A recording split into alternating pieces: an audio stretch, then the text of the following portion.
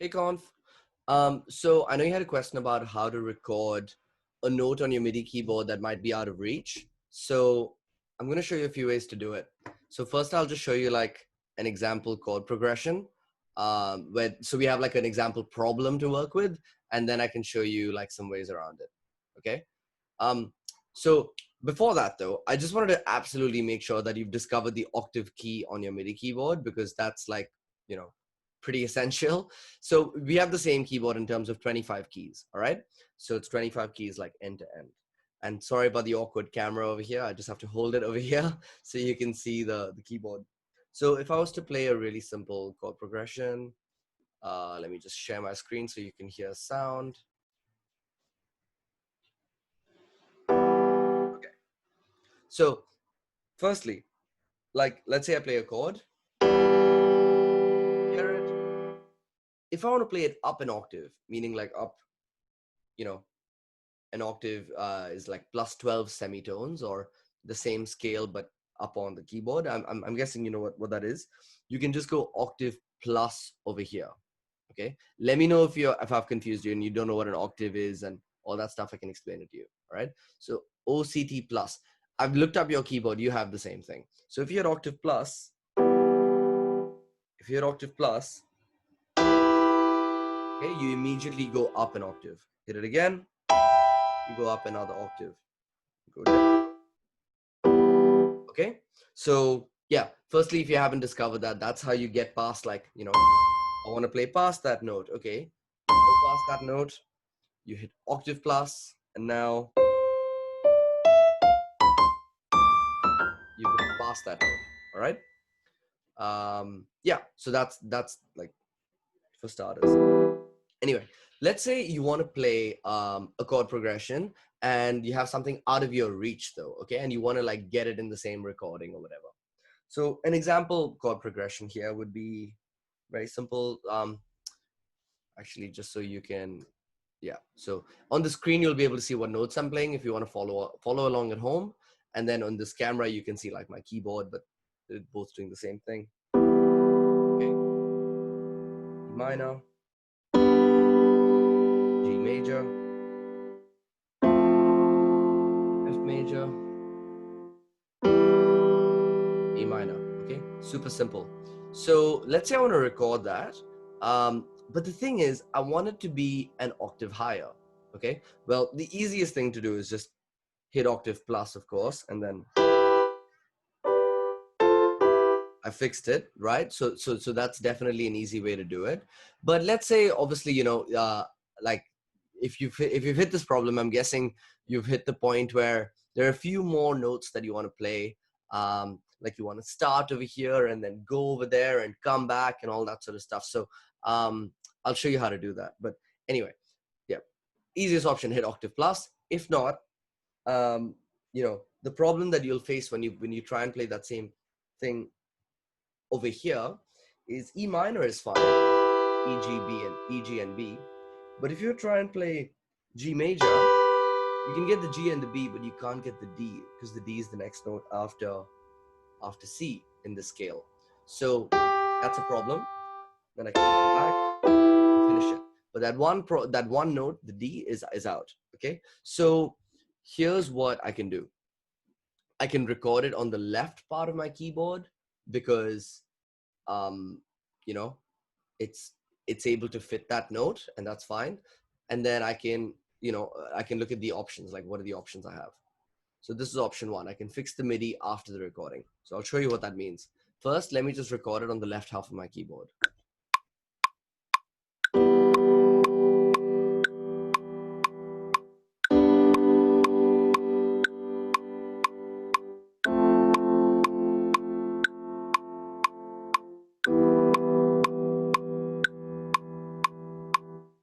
Okay, so I'm just gonna put this camera down for now.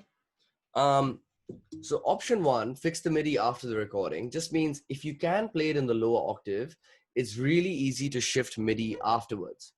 So this is the MIDI. So to get there, just double click the clip. And if I basically want to shift this an octave up, I can select all, Command A, and then shift up. Okay, I'll put that in the notes. So now if I play it back, it's gone up an octave. Command Z, if I go back, undo, see? And Command Shift Z to redo. So Shift up moves it up an octave. I can keep moving it or keep moving it down. Okay. So as soon as you get the MIDI from the keyboard into the computer, it's really easy to shift it around. So that's the first one. Okay. Now, obviously, pros and cons. The pros are it's very simple to do. You record the MIDI in the lower half of the keyboard, especially if it's a simple melody, but there's only 1 or 2 notes that are out of reach. Easy. Record it on the lower half of the keyboard, and then shift up afterwards. Okay. The con, though, is that obviously while you're playing, it's not going to play back in the octave you wanted to play in during the recording, right? So the next one is a way around that. Okay. So the pitch MIDI effect. This kind of does something similar to the octave plus on your keyboard, this one that I just showed you. But it's like it does it on the computer rather than the keyboard. So what I mean by that is right now, if I hit this note, okay, playing that there, fairly low. If I wanted to play an octave higher, I could go octave plus, and can you see it immediately jumps up? Okay. But another way I could do the same thing. This is just good for you to know if you have more complex melodies and you want to, you want to press one thing on the keyboard, but you want to make it do something else. Is you can go to MIDI effects and go to pitch, double click it, it'll appear here, and just type in 12. So now 12 semitones means 1 octave. So now if I press E, it's playing it an octave higher than I'm actually pressing it. If I remove it, if I enable it, okay. So it's kind of similar to the octave over here. But yeah, it's just another way of doing it. So that's really good to know. Because now if I play it, like if I delete that recording and I record it again, I'm going to hear it back in the higher octave while recording. Whereas with option 1, I hear it in the lower octave and then I shift it up. But over here, it's like it's just cheated to play it higher all the time.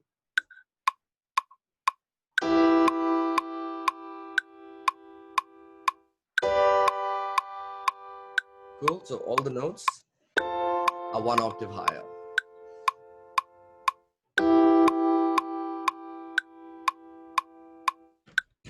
Sick. So that's option 2. Option 3 is if you're thinking, look, this is good, but this is a little bit too simplistic because you want to actually do some more advanced things. For example, you have a chord pattern or a melody that starts over here and then it goes to the right and then it comes back or something like that. This is where this thing I found, Record MIDI Overdub, is so cool. I only found out about it a few weeks ago through BeatLab. I'm so embarrassed. So I'm going to show you what that does in just a sec. So to kind of like show you the limitation, I'm going to try playing what I want to play on the right side of the keyboard where the limitation exists, and then show you how to get around the limitation using this technique. So what you first have to do for this option 3 is you have to first record it with the constraints, meaning play whatever you can and don't play whatever is out of the keyboard because, well, you can't, right? So let me do that first. Remember, the only note in the simple progression I have is D. That's the only note that's out of range. Everything else is in range. So let's record it.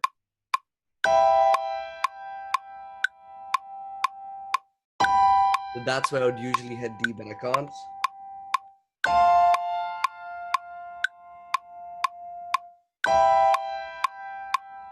Okay. Cool.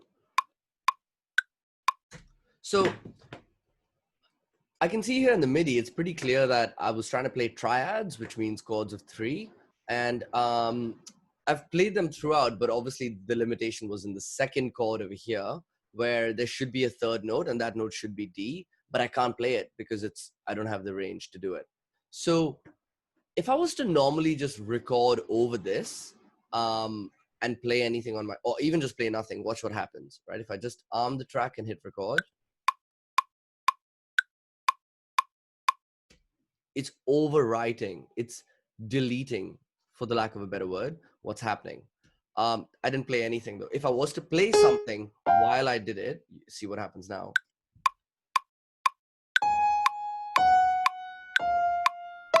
Okay, so it's overwriting the recording with what I just played that right now. So with what I'm playing. So that's not very helpful. Therefore, we use record MIDI arrangement overdub. Rolls off the tongue, right? But I mean, it's just called MIDI arrangement overdub. If you click this button over here, and if you look at the bottom left of my screen, it says, when enabled, existing notes and MIDI clips in the arrangement will be mixed with rather than replaced by newly recorded notes. So Ableton has solved that. It's such a cool solve as well. All I have to do is wait for the part where there was a limitation. And now my hands are free on my keyboard to play that note that was missing.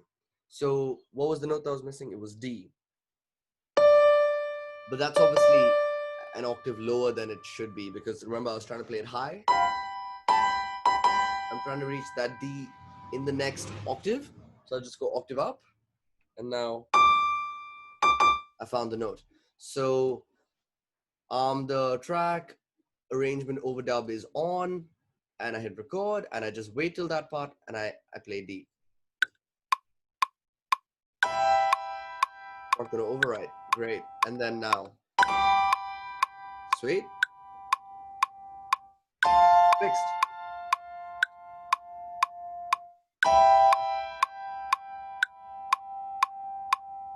Cool. So yeah, that's it. That's done. While we're here, I could also show you how to quickly fix up the timing. So as you can see, it was a bit late, right? So I could, like, manually take it and move it to join the others and move the one on the right to match it. But the easier way to do it is just select everything and right click and go quantize settings, or the shortcut is Command Shift U. And over here, I can say, at what resolution do I want to correct it to? So on every 16th note or every quarter note. So that's obviously going to move things dramatically. And this is going to move things a little bit less dramatically. And then 70% means, 100% means 100% make it stick to the nearest grid, like the most dramatic change. Whereas 70% I like because it fixes the timing, but still keeps things a bit human. And if I click OK, see, they just shifted slightly. But that fixes timing. If like you record things and they're a little bit off, instead of moving things manually, that's a cool trick for you, right? Select all and quantize. That's that's like the MIDI way for warping. We don't do warping in MIDI, only in audio. Cool, that's that. So option one is fix the MIDI after the recording. So record it on the lower half of your keyboard, get it into Ableton, select all the notes, shift it up, add in a note or whatever. It's really easy after the recording. The second one is pitch MIDI effect. So this allows you to play something and hear it back in the octave that you want to hear it. If you're being limited by the keys on your keyboard. So not to forget, you can just hit octave plus on your keyboard and it does do a similar thing. But it's good to know that Ableton also has its own octave plus button, and that's pitch plus 12 semitones, or of course minus 12 semitones for an octave lower, or of course plus 24 semitones for 2 octaves higher, minus 24 for 2 octaves lower. You get the point. And the last one is record MIDI overdub. So what this does is, instead of replacing, or the better word I think is overwriting, the MIDI notes recorded, it will add notes that you're recording over the existing clip. Cool. So that's that. Hope that helps. Let me know if that answers your question, or if you had like anything more specific. The other option is, if you're lucky, you do an internship at a nightclub and they give you a bigger keyboard as payment. That's how Burning Man paid me. I was very grateful. I needed that. But I'm really a big fan of like mastering the equipment you have at the moment, because actually limitations, I think, breed creativity, because you're kind of constrained by something. If you have too many options, you'll never come up with anything, is what I'm slowly starting to learn, because I've never fucking finished a track. But I'm going to fix that this year. Anyway, hope that helped. Let me know if you have any questions, and best of luck.